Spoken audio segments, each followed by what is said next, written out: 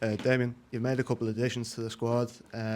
What were you looking to target specifically in the transfer window, and what kind of qualities are you looking for in a player that you bring into the team? First and foremost, just to bring a freshness. I think it would have been poor for myself, the staff and the club if we didn't add to the squad. I think when you become champions and you win something, it's very easy to sit back and trust and think it's not broken, but I think that's absolutely the time to strengthen. So of course we've brought in a freshness. It's never nice letting players go, but we have done, and I think we've brought in some serious quality. You're always obviously looking at all the units of the team. We haven't strengthened all the units if you look at our squad, but certainly we've brought in some serious quality. Yeah, different dynamic coming into this season now as defending champions. How do you handle that kind of pressure of being, a lot of people's favourites coming into the year? I don't think we are favourites. I wouldn't put us as favourites. We weren't favourites last year. I don't see us as favourites this year. Rovers will always be favourites. Derry have a very experienced Northern Irish international football team. St. Pat's are near on favourites because they won 9 games in a row. So yeah, we're not. The only real pressure at this football club comes from the staff, and that comes every day. Retain, defend, they're words I don't like and we haven't been using. Defend a title always feels to me like you're taking a backward step and you're just trying to protect something. So it's not about defending or retaining the title, it's about winning the title, and that's what it's about for me. You mentioned Derry there. They were your main challengers for a lot of last season. They're first up, very different Derry team under new management. How do you prepare for them?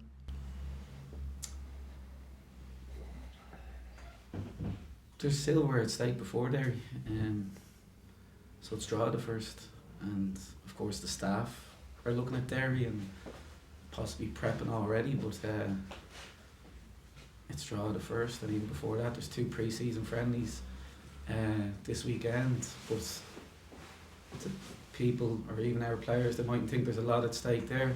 Well, there is, because we're playing 2 games, but next week we're playing 1 game, so you're fighting for a shirt, Drogheda, silverware, so that's our priority. Just last one for me, what are your expectations coming into the season? As always, aim for the stars, see where it gets you. We've done it from minute 1 4 years ago. That's what we're going to do again. Cool. Do you enjoy anything in here for the live section? With the different dynamic coming in, do you see it as a privilege for yourselves to have people chasing you as the reigning champions, I'd say? Again, chasing. We're all on 0 points. So, what did I say? Defend, retain, chasing. We all start off in level par, so no, for me it's forgotten about. Of course, it should give the guys confidence, and but as for chasing, again, and I'm not disrespecting your grade, it doesn't make sense to me because we're all on 0 points. Okay, can you tell us about Kieran McElroy who came in last week?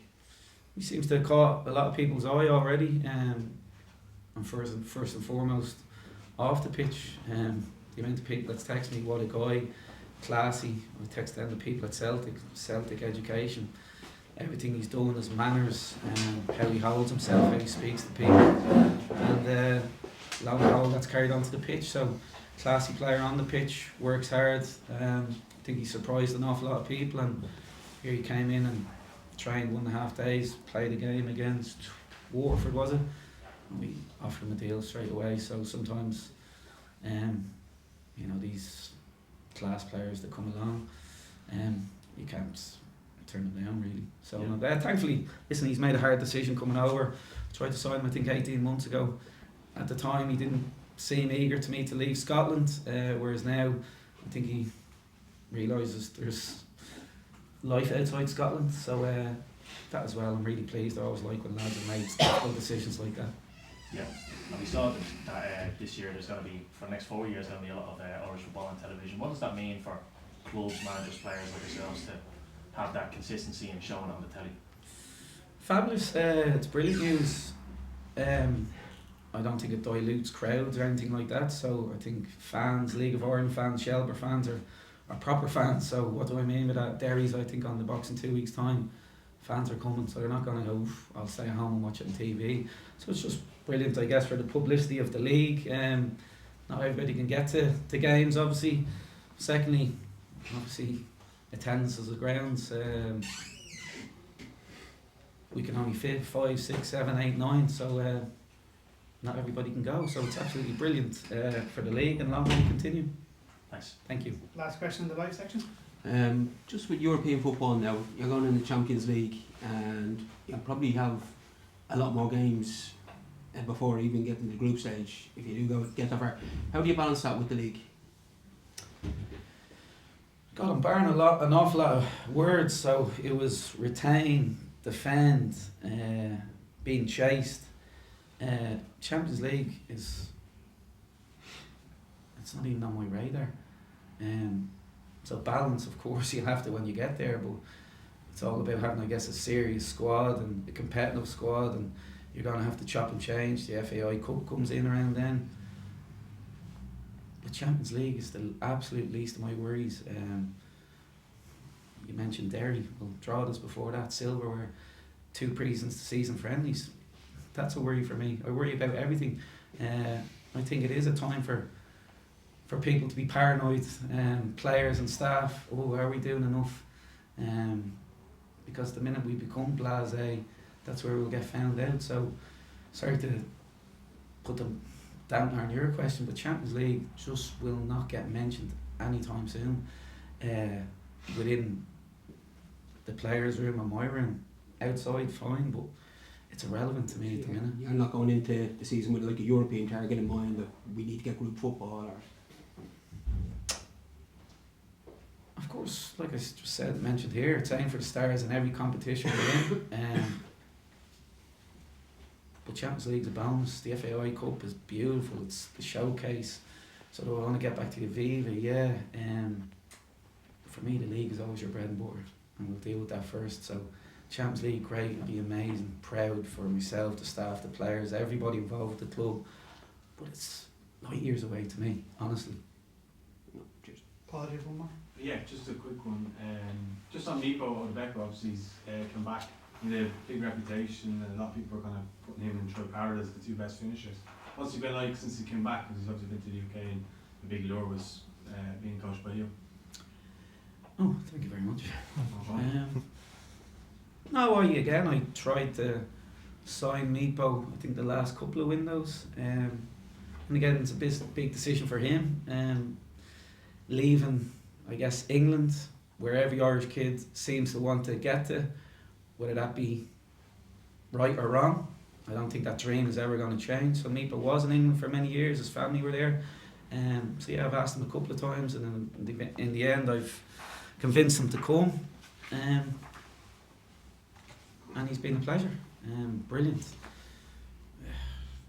The pace, the strength, the athleticism, the finishing power.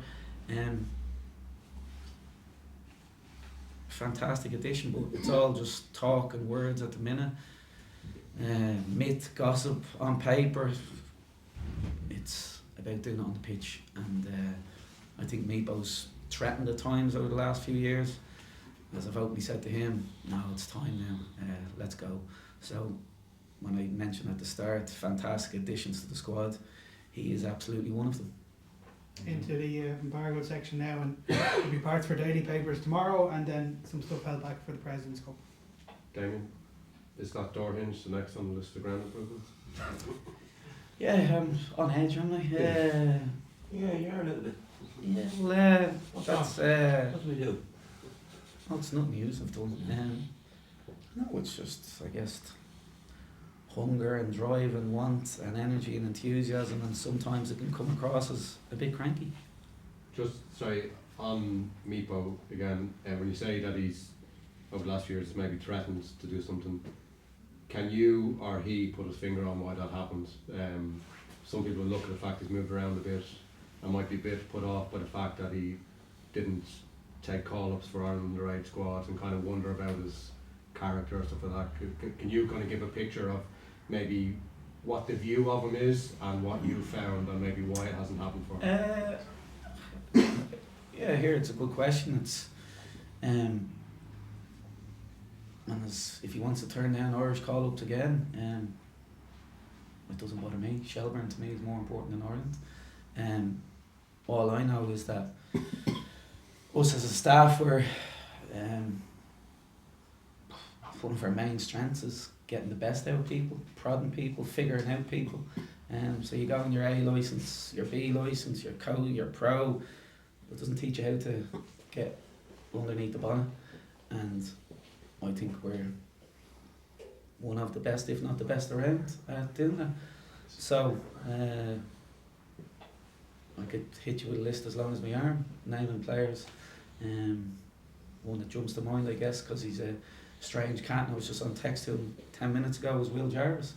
I hope Will has a brilliant career in England. He wants to stay in England now, which is fine, but we're the only ones yet to figure him out, and I don't think anyone else is going to figure him out soon. So if Meepo's a bit different, if I'm saying, fine, I'll find out, we'll find out how to get the best out of him. So I was going to call it a challenge. It's not a challenge. I love it.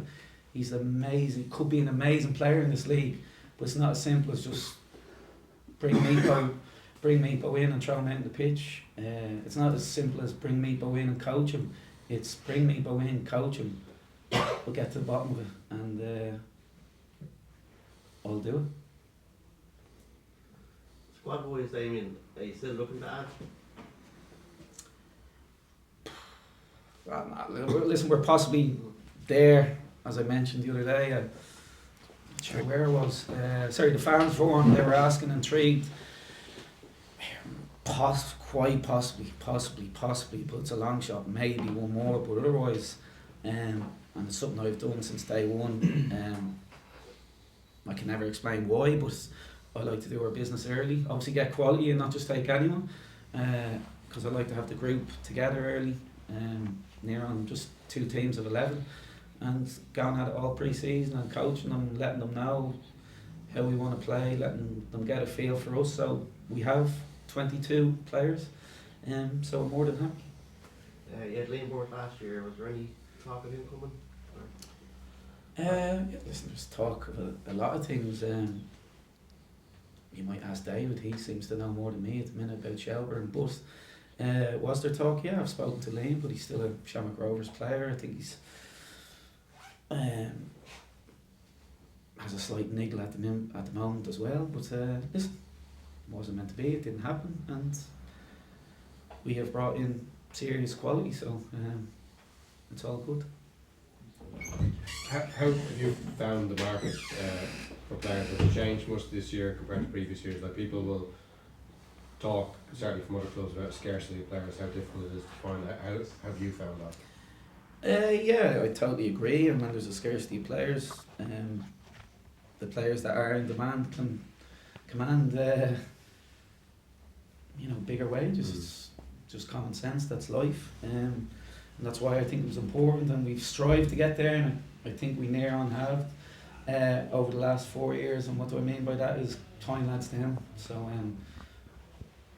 as much as it's hard work for me, I feel sorry for players in the league over certainly the last few years that they have no security. It's 1 year deals, so I think nearly all our squad now are tied down on long-term deals, and it's the only way you can build. But yeah, outside of that, it's about, okay, who's out there.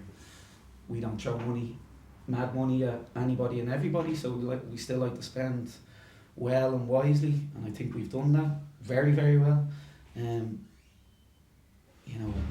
We actually tapped out maybe on a couple because it didn't sit right with us. So no, for instance, that's where you maybe have to look elsewhere, and we did, i.e. Meepo and i.e. Care. And sometimes, I was going to say it's your circle of friends. I don't really have a circle of friends, but a circle of maybe players that you've worked with before, and Care was always one I was really, really fond of. But yeah, listen, got long story or answer short, I think it's there for everybody to see that there's a scarcity. Damien, sorry, you always like making little tweaks to the ground. The clock went in last year, which we can't see from the press box, but you can see it on the dugout. Well, it wasn't for you. I know it wasn't for you. I get that. What have you done this year? I should done one thing. There's something you've done some change this year that you said I want that done. Well, no, here it's probably very apt that The creaky door, leave that to one side. Okay. creaky door, but that's iconic now. It's We're going to mention the papers tomorrow. Yeah. The creaky door. the creaky door. Yeah, listen, I know I'm demanding on the pitch and the pitch and the pitch and the players and run, but I don't go around. I'm very respectful of Neil's money, Mickey's money, the club's money, so I want this, I want that, and I think maybe people look at me and I don't. So the clock, every ground, football ground in world football nearly has a clock.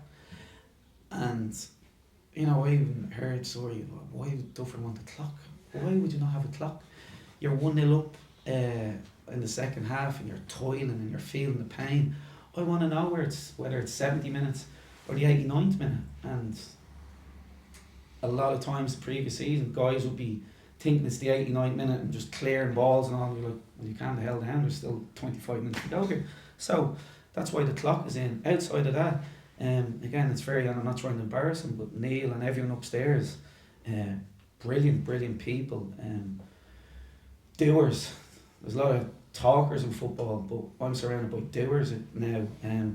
So I think Neil felt a bit sorry for us in over the last year when he's been in. I think it came to the end of the season where he borderline wouldn't come into our office. Our shipping container is a bed sit. Our shipping container, sorry, is our office. It's a bed sit, it's a canteen, it's a storage room, it's a physio room, and many other things. It's a meeting room.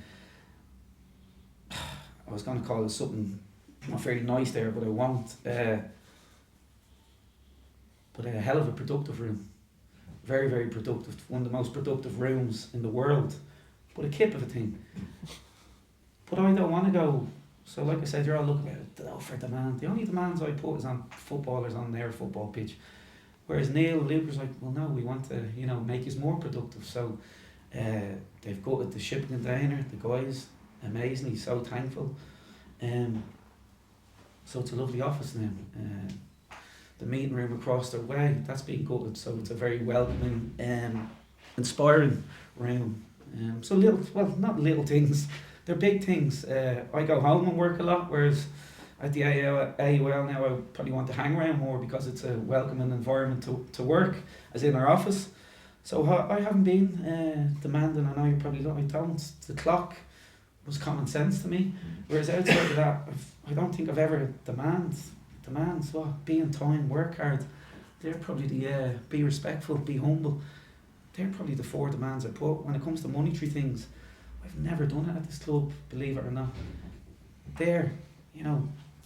People might say, let's get new doors. I just go down and get WD-40 and keep the doors, because I don't want to spend people's money. So yeah, is there changes? Yeah, the pitch will be better this year. In what way? In what way? Was it too sandy? Was it too lumpy? Was it too long? What do you want to play on? Was it too wide? It's never too wide. Too wide. If you make any wider, you'd be in Mars pub. Oh no, listen. We know a lot of teams, clubs. Have struggled with their pitches. We know what was the game last year at Derry. We had to sand. I think it was Rose because we started our work too late. We haven't started it this time, but here it's still going to be a slow process probably because the sun doesn't shine in January. November, December, January. So here it'll be better, and the demands now are not only coming from staff on the players, etc., but they're coming from upstairs. So I'm a big believer, and that's why we won the league and been continuously built and grown over the last 3-4 years. It's demands. Yeah, you can coach and get good players in, but we've demanded a lot from everybody, and now a lot of people around the club now are demanding from each other, which is brilliant. Just one more, that's where to come in here. You said upstairs, you have a new man upstairs, Mossy Quinn, CEO. Have you had much interaction with him, and what do you think he can bring to this collective group? I think he's an elite appointment. He's obviously done a brilliant job at Dublin GAA. I met him last week. He's a brilliant guy, and listen, there'll be a lot of stuff upstairs that Mossy will be doing that I won't understand, and I've no interest in understanding. So, you know, contracts and what have you, and what goes. I'm a very simple guy, and for me, it's just football and tactics and what have you. But Mossy has more than, you know, what he does upstairs to offer. So even just picking his brain the other day about players, the great Dublin team, Jim Gavin, how he managed, you know, success repeatedly. So here will I be asking him about deals or commercial stuff? No. Will I be asking him about team management and dressing rooms? Absolutely. So I think he's an immense appointment and a brilliant appointment. Last couple there? Sorry. You said before you don't leave a small circle, or you don't really keep in touch with people outside of the people you need to, but Colin Neal is somebody who would have played with and known. Just what Colin's his experience with the FAI at the moment? Have you a view on what Colin's situation with Cork with the FAI? Have I a view on it? Yeah, first and foremost, I think he's utter class. I don't say that about many people, but he's just a class guy, and he's been, I guess, let down a few times over his career. Back in the day, World Cup, Saipan, you know, it's all sliding doors moments in football. But yeah, here, I know what's gone on, and I know he's been let down. I know he's been treated unfairly, and I stand with Colin. So and that's all I want to say on the matter. Brilliant guy, classy guy, and he's been let down. Just from your own experiences of working with FAI, it doesn't sound like it surprises you that it's happened to Colin. Well, no, here, I wasn't surprised, but again, there's nothing for me to rabbit on about here. Like, did I pick up the paper and go, wow, Jesus, I can't believe that happened? No, I didn't. I read the headline and didn't really need to read the rest because I wasn't surprised, and yeah, it wasn't hard to figure out what's going on. Just, if I may, speaking of people he played with, Robbie's in French warehouse, and he was talking yesterday, I'm not going to go into hostilities he has in Israel, just football side of things, if I may. He no problem travelling all around the world to play. He went to America, he went to Israel, went to India, and he's got managed in Israel. Do you see yourself going down that road? You went across to England and basically stayed there in these islands for all your career, and you've always lived here, your family all been here. Do you see it? Robbie's always been, he's looked to travel, he went to Milan at the age of 19, 20. Do you see yourself in 5-6 years' time putting on the wings and taking off, or are you happy that you can achieve what you want to achieve in football by staying here? Last answer here. The convoluted apologies, but I think you know the drift. It's not as long as the question we got asked in the fans forum last week, was it? Sorry. So long that we forgot what you asked. But no, listen, I've travelled the world. Melbourne, Glasgow. Obviously, spent most of my life in England. I hope you don't mind me saying I've had some amazing moments in my life, achievements. And as I said I think at the fans forum last week, the number one by far was at home here in the Brandy Well in Tolka, winning the league. So sometimes you don't need to travel to get the most amazing feeling in the world. Do I see myself anytime soon? No, I've got a beautiful wife and kids here, and my daughter's still in 6th class, so as long as people want me in the league, I'm here, and I'm not going anywhere regardless if somebody wanted me. My duty here is to my family first, to Shelbourne, but also to the league, because I haven't done it just for, quotes or to be heard or whatnot. I've fought for the league and I'm going to continue to do it, and I'm passionate about it, and I want it to grow.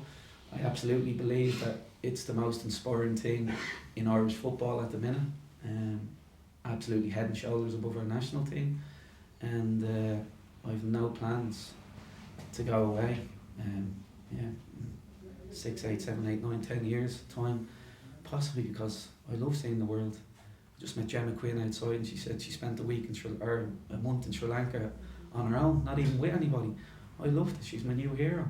That's seeing the world, and yeah, so no, Philip, you're stuck with me for the time being. So just on that, sorry, John.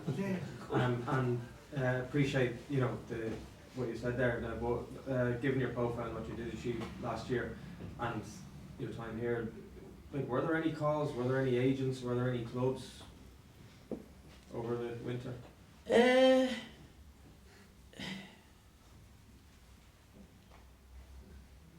have had a couple of true people, whatever. Joey rang me last week. A big club in England just rang me saying he interested, and we didn't even have the conversation. We just got back onto Shels, so I think that shows me interest. So now it's anybody could ring me, anybody, and I said this, I'm not just saying it for the sake or for you to look, oh geez, he's a good guy, he wants it. No, I honestly just want to stay here. I'm surrounded by, I was going to say good people, I think brilliant people. Am I going in cranky every day at the minute? Yeah, but doesn't mean I love them. Or not love them, sorry. But no, I've no plans to go anywhere, believe it or not. That's us. Thank you, everybody.